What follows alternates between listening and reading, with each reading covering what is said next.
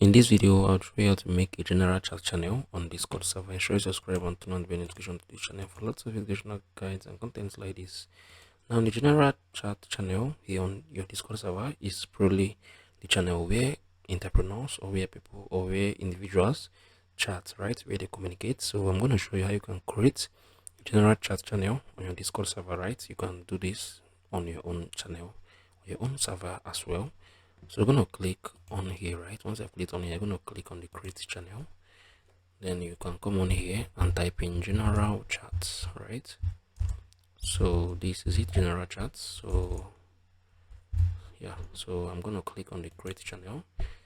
So I just created a general chat channel on this my Discord server, and people can come on here and interact amongst each others. If you found this video helpful, share your thoughts in the comment section. I'm going to see you guys in the very next one.